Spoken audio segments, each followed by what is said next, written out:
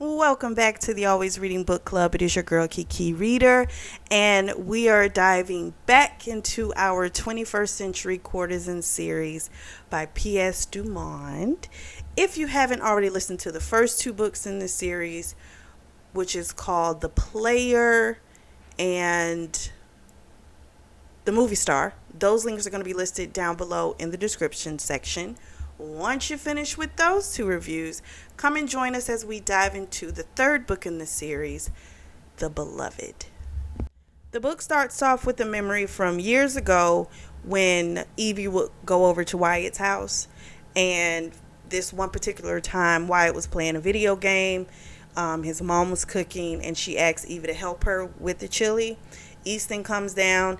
This is kind of the first time she's noticing that he no longer is scrawny. He has kind of like a man build.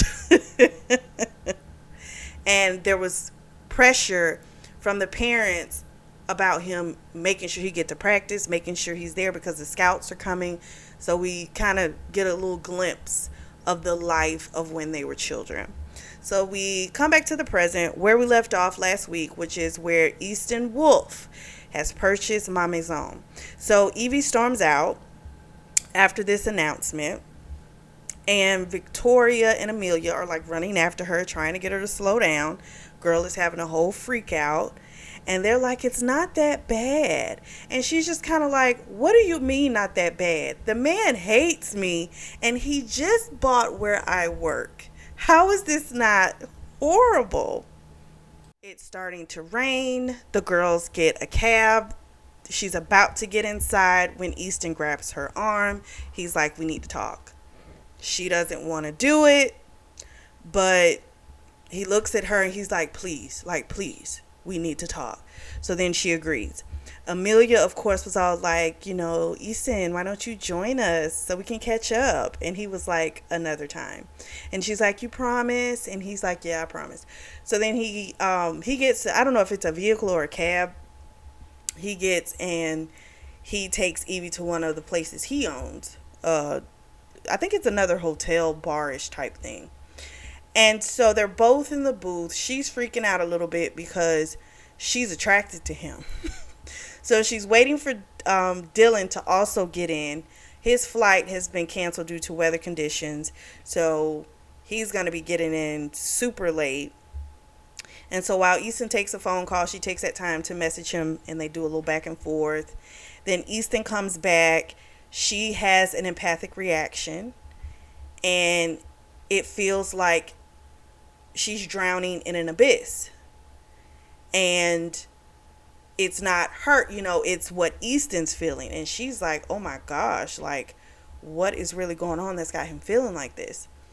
So Easton's like, what are you feeling? And she says, it's a lot of sadness coming from you. And he's like, like, what else do you feel? And she says, she's like, I don't know. It's just this massive amount of sadness that's coming from you, like you're just drowning. But he doesn't go into detail as to why he's feeling that way. He just kind of moves the conversation along. And so she wanted to know, okay, what do you want to talk about? And he's kind of like going around in circles, and she's like, I don't have time for this. Like, she's getting different escort services, like high end, from around the world, like in Rome and Paris, that they've been trying to snag her from Ma Maison for like a while now. And he's like, I know about those offers. So finally he tells her what the deal is. So he wants her to spend time with Wyatt. So we come to find out that the marriage that Wyatt entered into about 2 years ago, it's done. I guess that was his starter wife. And she wanted every dime that was promised to her in that prenup.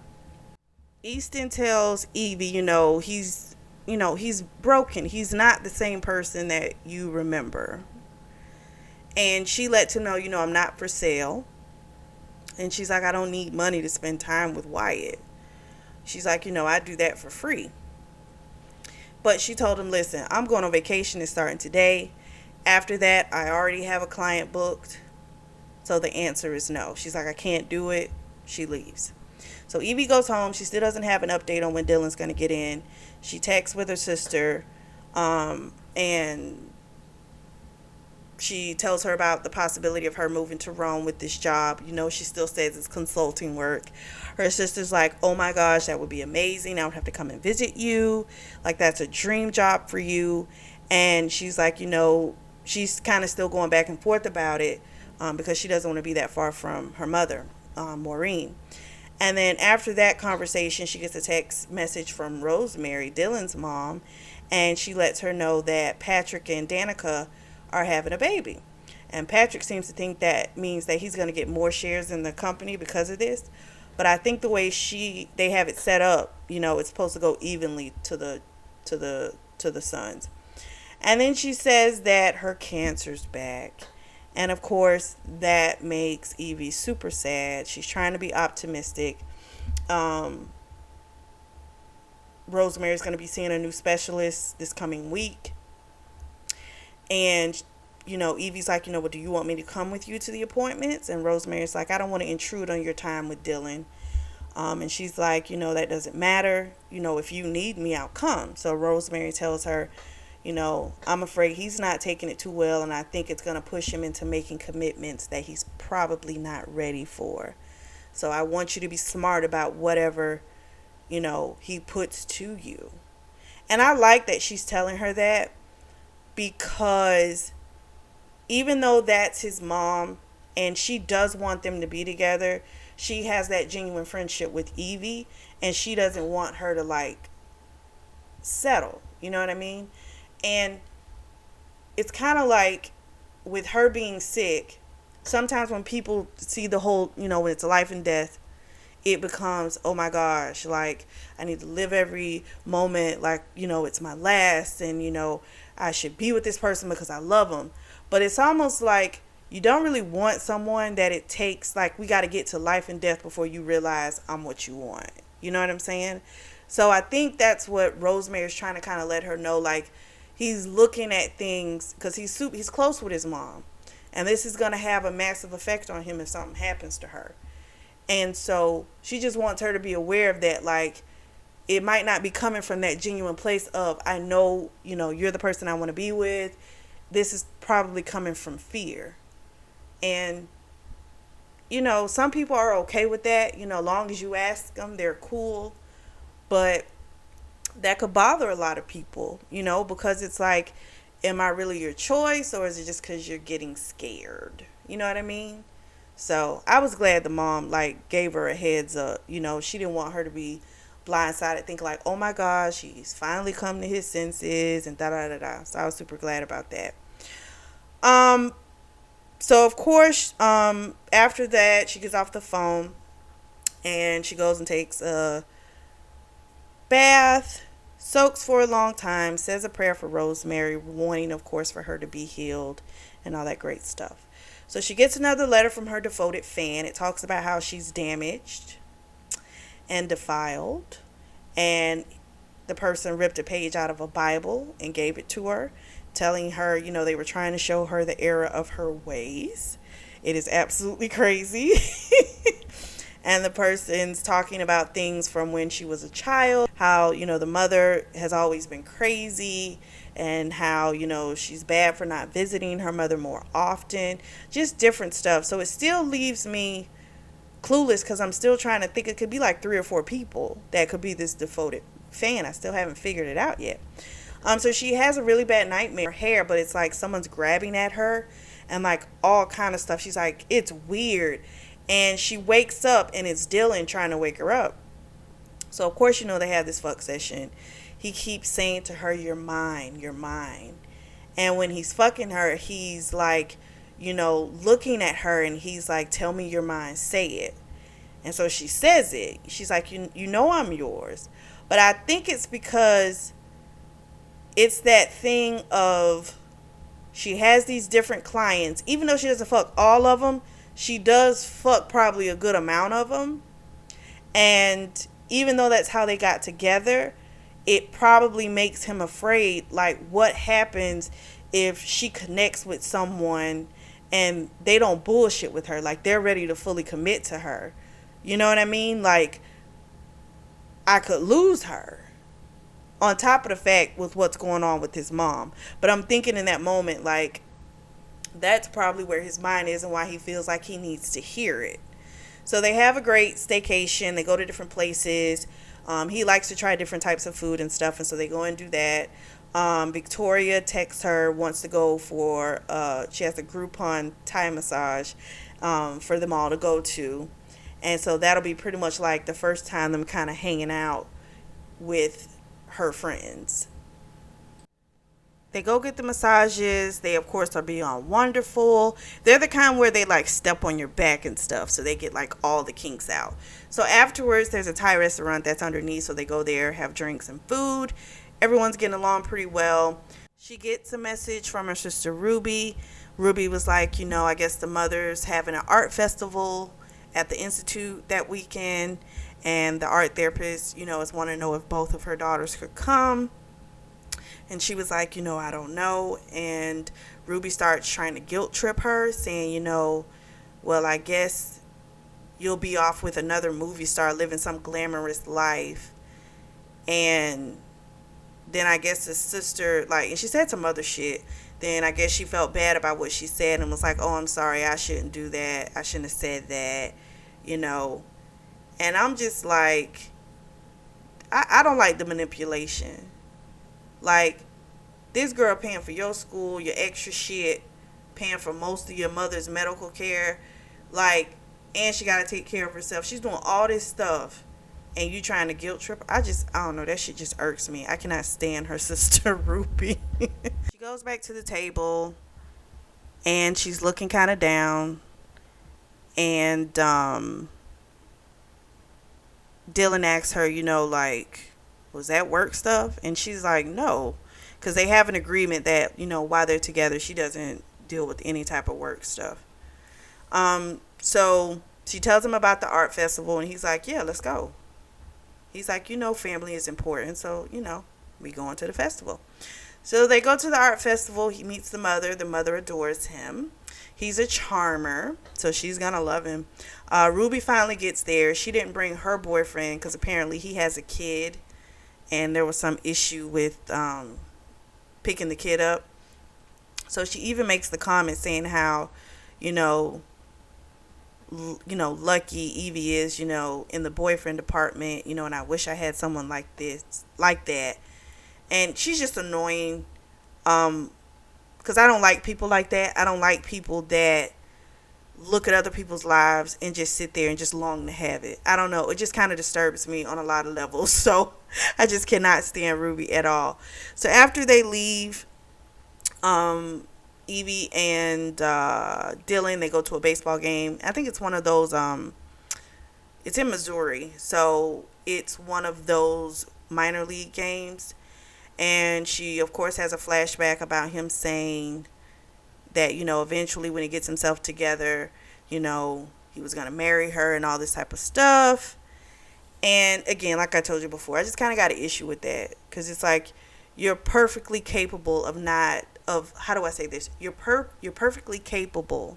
No, I'm saying it wrong. You're perfectly comfortable not having her in your life daily.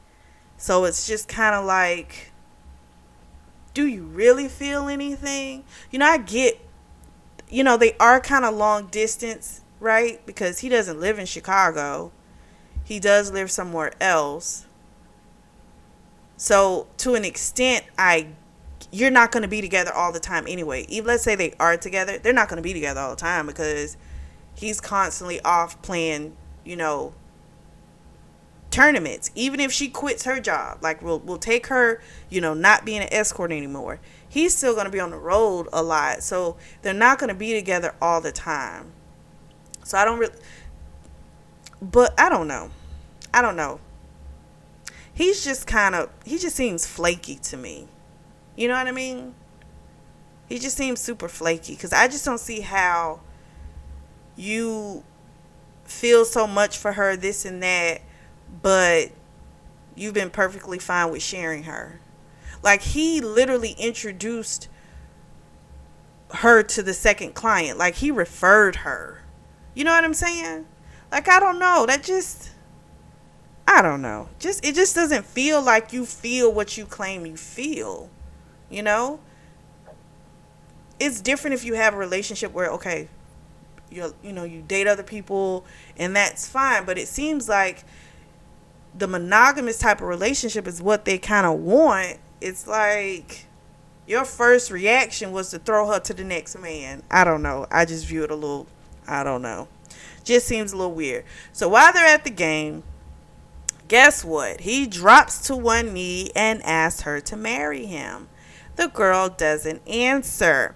There's people putting up their phones trying to get footage.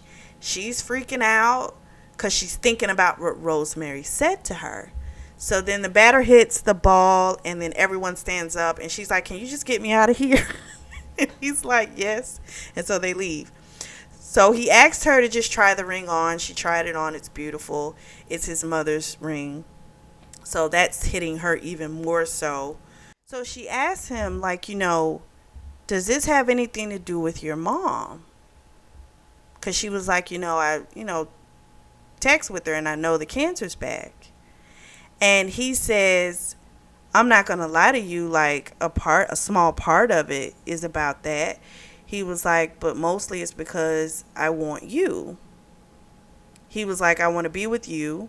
And she tells him, she's torn because she kind of feels like right now might not be the best time. And so he's just kind of like, "Do you mean not right now? Or is this no or forever?" And she's like, "No, it's not forever. It's just that all this time you've kept giving excuses of why it wasn't the right time. And like now all of a sudden with what's happening with your mom, it's like now, okay, this is the right time." And she's like, "I don't know if I can trust that." And so he, of course, asks her, "Is there somebody else?" And she says, "I don't think so." That made me laugh. Like, what do you mean you don't think so? And he's like, "I can't really do this too much longer." He's like, "I want you to quit your job." And I think he's more so afraid of the idea of what I said earlier, like someone else, her connecting with someone else and them, recognizing who she is and wanting to be with her, and that's where she's going to be. And I kind of feel like it's more out of fear. It's definitely got a lot to do with that mom, but I feel like the fear of her being with somebody else is also. But then again, it's like it takes you 2 years to feel that. Like, really? I don't know. Just seems kind of weird to me. Just saying. So, after that conversation, couple days later, it's time for him to leave, go to the airport, drops him off, and he asks her, "Are we over?" And she says, "No, it's not over." And he's like, "Okay, well, good." And so he leaves, gets on the plane. She gets on the train. She starts crying because she feels like she probably needs to go ahead and take Easton up on that offer. And so she texts Easton and asks, "Is the offer still good?" She gets another letter from a devoted fan, and it sounds like a hymn that they're regaling stories from when their father when they lived in the Midwest. Their father was a salesman, and he made Salesman of the Year, and he got a bunch of ink pens, and that was what he was using to write the letters to her. He talks about how he has, so many letters that he's written, but he doesn't know if he's going to give them to her now or not. He just basically talks about different stuff like that. And he says something about, like, you never know if you're going to get what you want, but you have to at least try. And then, of course, he signs off with his "Your devoted fan." So she goes to lunch with her girls. They have a little back and forth talking about her week. They thought she was going to be engaged, which she would have been if she'd said yes. And then Amelia apparently starts talking about a former boyfriend who was married that's reaching out to her again. He apparently is separated, but I think it's just some BS. He probably he's still married. I think that's the moral of it. and he probably ain't really left his wife. Um, so Evie kind of says to her about, are you sure about that? Because, the last time that, threw you for a loop, that whole situation. So, I'm just trying to make sure, you okay. Because she was getting kind of super defensive and stuff like that. And so Amelia has been reaching out to Easton, but he hasn't returned any of her text messages. And then Evie gets a text message from Easton, and he's like, I thought you said you couldn't do it. And she's like, well, things change. And he's all like, don't do me any favors. And she's like, it's not about you, it's about him. So then he concedes, and he's like, okay. And so she asks him, does he know that I have a boyfriend? And he says, yeah, he knows. And she's like, I just want full transparency. I just don't want there to be any misconceptions. And so Easton asked her about how did her vacation go, which she found strange. And she's like, it was good. And then they're apparently going to have Madame Marchand reschedule her with some other empath, because she's not the only empath that works there. She's probably like probably the best one, but she's not the only one. So she's not going to go to Lake Tahoe for that new client. Someone else is going to go, and she's going to meet up with Wyatt because he's coming into Chicago, and it's going to be for a charity event in a couple days. So it's a go. So she has her girlfriends over again another day, and Victoria and Amelia, they help her, try and pick out something to wear. So while they're doing that, they have a lot of conversation, a lot of back and forth. A lot of stuff coming from Amelia sounding like a lot of hateration. She would say stuff like, you're empathic, that isn't everything. And she's like, I have my own gifts, and just stuff like that. And it's kind of like, and even she thought, like, where is that coming from? And that's the reason why I feel like she's a suspect, because she seems like a jealous person. So Amelia helps her pick out a green dress, because she asked her, like, what's his favorite color? And she's like, I don't know. She's like, well, like, do you have something from, like, a memory, like something? And she remembered how they had these green boots that were just like her and Wyatt when they were younger. So she's like, okay, get the green dress. And it was perfect. It was sexy, but like not too sexy. So she gets to the event. Easton's not there yet. He apparently is running a little late. Evie starts thinking, hold on, I said that so wrong. Easton's there. Wyatt's running late. And so she, starts thinking like, wow, like what if he doesn't show up? And just different things are starting to like go through her mind. And she's looking at her phone, and then someone taps her on her shoulder, and it is Wyatt Wolf. So Wyatt Wolf shows up. He, of course, is handsome. She does say he looks a little thinner than the last time she saw him a couple years ago. He walks with a cane. They have a little back and forth conversation, and then Easton wants him to meet with the doctor, who is like the whole point of this whole charity function, Dr. Laurent. And so they go meet the doctor. Well, before they go to meet the doctor, he was like, she asked Wyatt, like, you want to go ahead over here and meet him, get it over with? And he's like, I want the floor to swallow me whole. I'm like, oh gosh.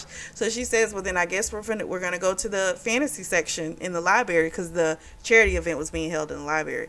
So they go to the 8th floor, which is the fantasy section. They have their little conversation, and we find out that Wyatt's sick. We don't exactly know with what, but he's sick and his brother's trying to fix him. So that makes sense of why he wants Evie to try and heal Wyatt. But mostly her stuff is, things that people are dealing with that are keeping them back, not an actual ailment. That's a little different. So I'm like, I don't know. Might be too tall of a water for her.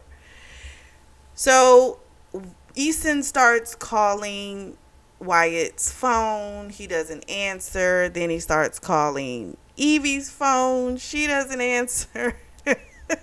And so Wyatt's like, let's get out of here. And so they leave. So another day, she gets another letter from the devoted fan. He's describing a memory from when he was younger. He overheard his parents arguing. His dad was threatening to leave. Apparently, there was a new child in the house that was staying there. So now I'm wondering if this is like a foster brother or sister that was either where she went or where her sister went, because they were separated. So I'm wondering. So they spend the next few days going on different outings. She doesn't call them dates. He thought they were dates. She's like, no, you haven't asked me on a proper date. So then while they're watching movies and eating pizza, she's getting ready to leave after they had done that. And he asked for an actual date. And so she's like, all right, I'll be back in 2 hours. So they take the private jet to their hometown. And at their junior high school, he had them, it was like a recreated dance that they missed because of the accident. And I thought that was super sweet. So after they leave the recreated dance and they go to a house that he's purchased, which is called Wolf Manor, and we find out that Wyatt is a fiction, fantasy, sci-fi writer, as well as he owns a gaming company. So they turn the books into games. So he's mega rich in his own right. And so we find out that he named one of the characters, well, the main character, Evangeline, which I think was inspired by Evie. They have some more conversation, and he says to her, you don't have to do this if you don't want to. You don't have to hang out with me. No, this is what I want to do. Like, I want to be here with you. So then, of course, they have this make love session. He eats her pussy, comes, and then he goes back in her again. And he says to her, if the accident hadn't have happened, do you think we would still be together? And she's like, I don't know. And he says, I think we would have still been together. The next morning, she wakes up and he's gone. His CFO is in the kitchen making breakfast for, I can't remember his name, but he's making breakfast for her. And he lets her know, there was an emergency. He had a last minute doctor's visit. He had to do a bunch of blood work. So basically, he's decided to go to Sicily to the Laurent Foundation to try the experimental treatment. And so we find out he has an autoimmune disease. We don't know exactly which one, but that's what we're given. And so he's going to go to Sicily, and he wants her to go with him, and she of course says yes. So Evie gets she gets a text message from Ruby saying that mom apparently is starting to act weird.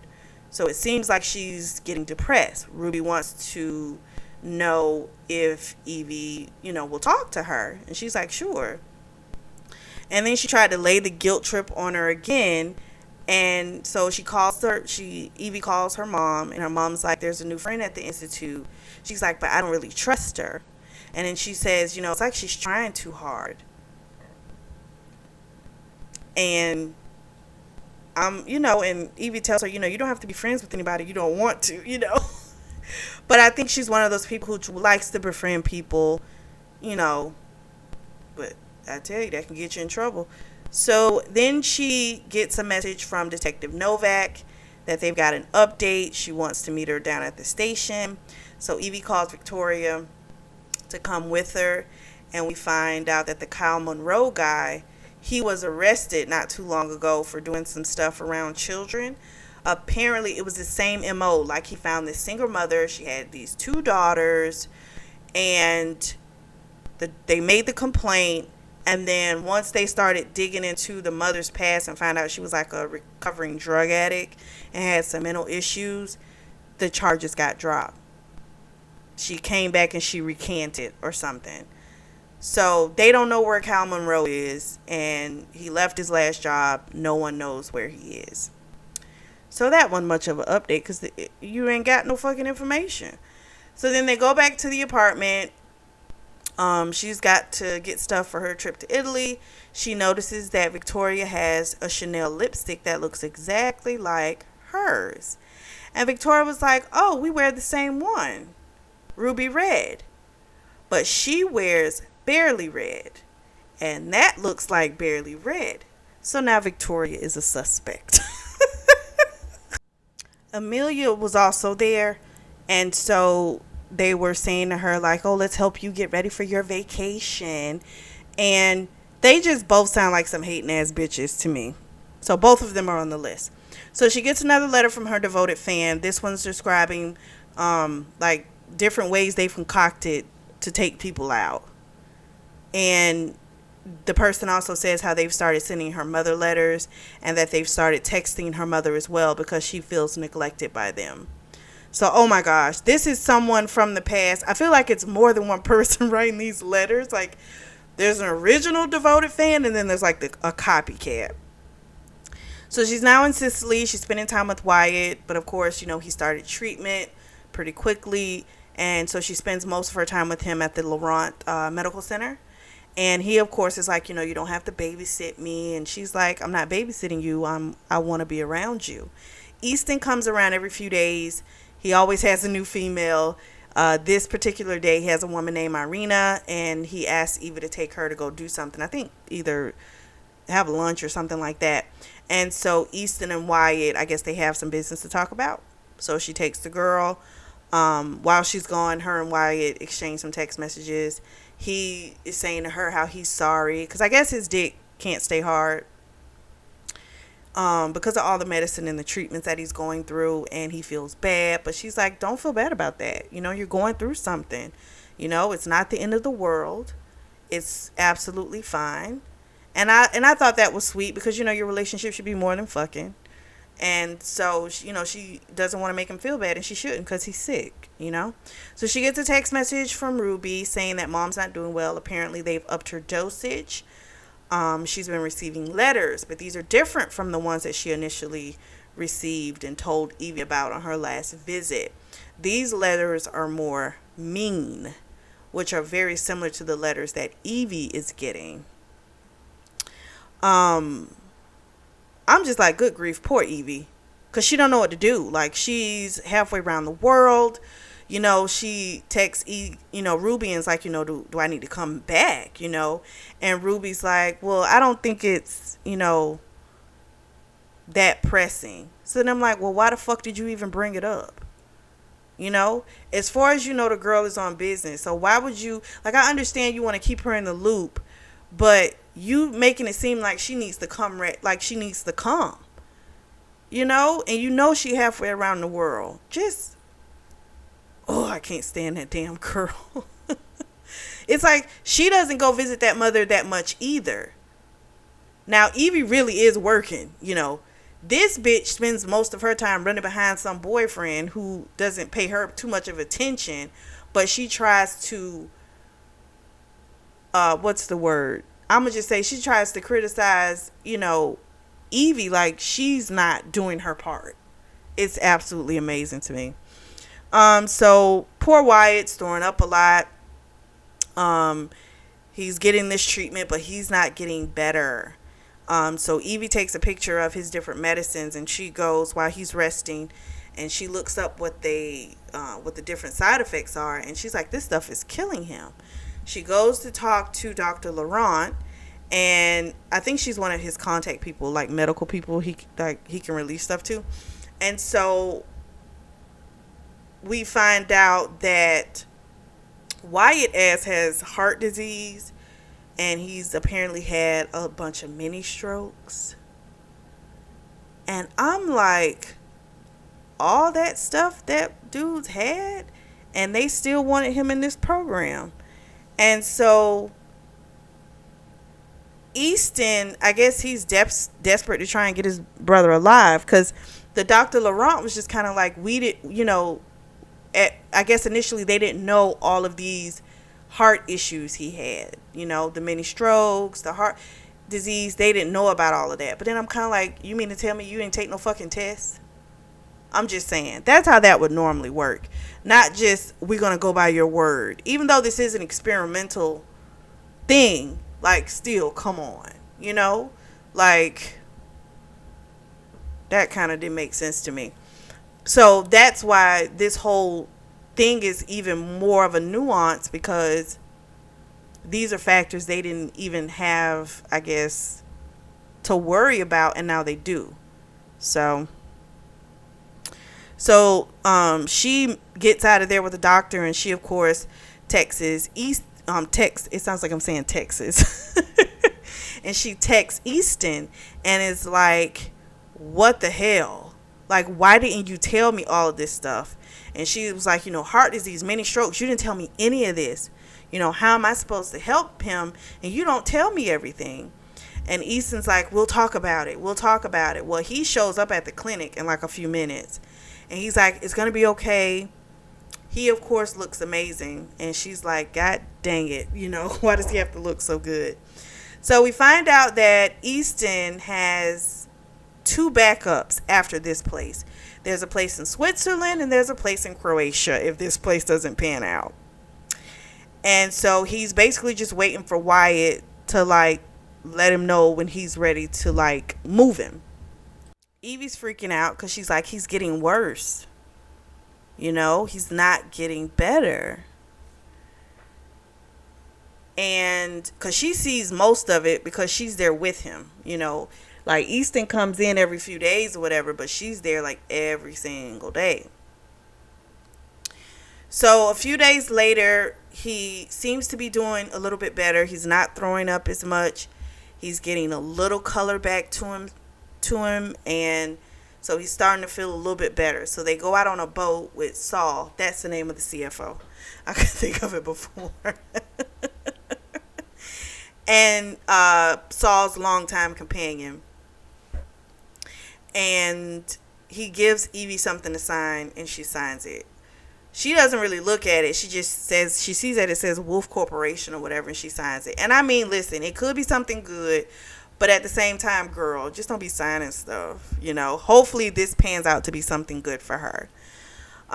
So he is no longer married. He signed his divorce papers, good old Wyatt. So he's officially divorced.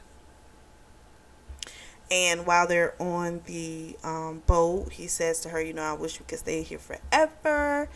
And he says to her, why can't we? No, Evie says, I wish we could stay here forever. And Wyatt's like, why can't we? So a couple days later, Wyatt starts feeling bad again. And they're supposed to go to dinner with Easton. And she gets text messages from Dylan. And he says, I'm sorry about what Patrick did. So a few days ago, she had gotten a text message from Rosemary's phone, but it was Patrick. And she was pissed. Like, Rosemary found out that he had sent the messages to her, and it basically was just kind of like, she's not available. She's having a procedure done. Dylan's not here. Pretty much like bug off, right? And when Rosemary found out, she apparently didn't talk to Patrick for a week because she didn't like that, because she loves her Evie, and she didn't like for him to treat her like that. And so he says to her that he feels like a jerk for the last time they saw each other, and he just didn't know how to respond. And I kind of get that too. Like, if you ask somebody to marry you and then they just kind of tell you they need more time. At the same time, you've been like dragging your feet with them, and it's like, don't expect me to be like all overjoyed. Like, I'm going to be a little like skeptical of you. They've got more issues than I think they care to look at. They like to look at the fun side of their relationship. Like, they get to do adventurous things together, great sex. Great conversation, feels like it's a best friend, but there's underlying issues that they don't really deal with. And I think when you're not around a person a lot, you don't really have to deal with them sometimes. And I think that's a big part of the problem too. So after she gets, because these are all text messages that she was getting from Dylan. After she gets those text messages, she doesn't reply to them because she's like, she's here, with Wyatt, and she's not trying to, take her attention away from Wyatt. And so she doesn't say anything. She doesn't respond. And so Wyatt comes up behind her, and he says to her, you know, Easton likes you. And she's like, no, he doesn't. She's like, do you need glasses or something? She's like, he can't stand me. And he's like, nope, he actually likes you. And he says, someone has to take care of you when I'm gone. And she's like, you're not going anywhere. Stop talking like that. And he was like, you know, the guy that you're dealing with, I don't know him, but I don't think, you know, basically, I don't think he's going to take care of you. You know, he doesn't seem like he could really take care of her. And so now she's like, even more so than ever, she really wants to heal Wyatt Wolf. So they wind up fucking before they go to the restaurant. And when they get there, they meet up with Easton. And after they leave the restaurant, they go to a church. And she goes inside and has a confession, says her little prayer. And it's basically, she wants Wyatt to be better. They apparently are having these fake weddings because there's like 10-year-olds there as well getting married. And so she's like, Wyatt asked her, did she want to get married? And she's like, are you serious? Because he had said something about this before. And she's like, is this serious or fantasy? And he says, well, it's whatever you want. If you want it to be real, it'll be real. If you don't, it'll just be fantasy. So they do what is apparently supposed to be a fantasy wedding, just a little fake wedding. And Easton's the witness. And I wonder if this is a real wedding. Maybe they do the fake one with the children and do the real one with the adults. I don't know. So they get back to the villa. And Wyatt says, and they've all had drinks and stuff, except for Wyatt. And Wyatt says, I want you to do something for me. And Easton says, of course, whatever you want. And he says, I want you to be with Evie. And so we have what appears to almost be a threesome. So Easton starts like kissing her on her neck. He undresses her. Wyatt's kissing her, but I guess since he can't fuck her, Easton's gonna do that. I don't know. This is weird to me because they're brothers. Like, the freak. So Easton, fucks her good, and it's absolutely amazing. But like Wyatt's kissing her, breasts and her different, I'm just like, okay, so it's kind of like a threesome but not, but maybe it still is. I'm not really sure, to be perfectly honest with you. We'll say a semi threesome. So the next morning she wakes up, Wyatt's passed out, Easton's dressed, sitting in the chair, and he's like, don't wake him. She's like, of course I'm not going to wake him up. They go outside, and he says, even though, I did enjoy last night, he was like, but that's all it was. And he was like, you're really not married to Wyatt.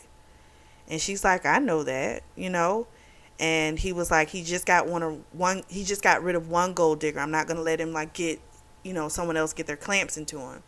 And she looks at him and she's like, you really think that's what I'm here for? And then he crushes her lips and kisses her with all this passion. And he says again, it's not about you and me. And then he runs out of there. And I'm like, oh my gosh, talk about a mind fuck on so many levels. So Wyatt's still asleep. She gets in bed. And then she goes to sleep and she has a dream. And it's almost like a reenactment of what happened with the accident all those years ago. But this time Wyatt tells her, don't save me, go save Easton. And he says, I can't stay. And when she wakes up, she has this horrible feeling. And when she goes to touch him, he's cold. And so Wyatt Wolf is gone. That made me so sad. I'm not going to lie, I kind of cried. I kind of cried. That was just so sad. But it makes so much sense as to why he was just so worried about making sure she was taken care of, because I think a lot of times people, not everyone, but I think sometimes people know when they're about to on their way out of here. And he just wanted to make sure she was okay. Like, that's what he cared about most in the world. That's just so heartbreaking. Oh my gosh. So she gets a letter from the devoted fan, and it sounds like Victoria, because this person says something about having carpal tunnel and how they're tired of doing all these, tricks and stuff. And they're playing for the end game. They want that big house, that rich husband. They thought they could get it with Easton, but he's too stuck on her.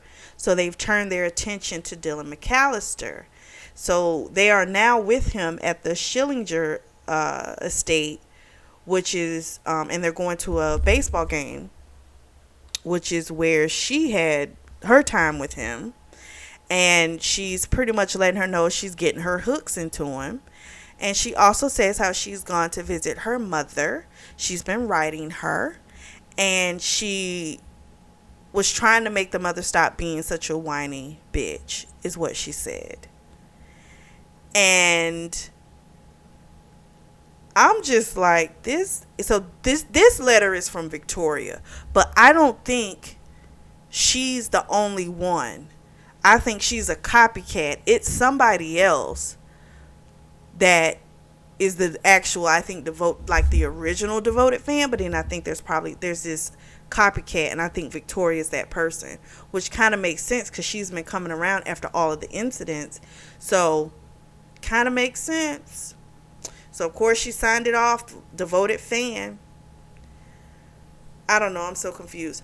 So the last book, and I'm so sorry, it's not the last book. The next book in the series, we got 2 more books. The next book is called The Husband, and we are going to dive into that one next week. So what did you guys think of this one? Let me know. Drop down in those comment sections and let me know. This was good. It just ended so sad with Wyatt being gone now. I don't know, it just makes me so sad. If you are in the market for a beautiful notebook or journal, I do have those on sale, and the link will be listed down below in the description section. Make sure you like and subscribe. As always, I truly do thank you all for your support, and thank you for tuning in to the Always Reading Book Club.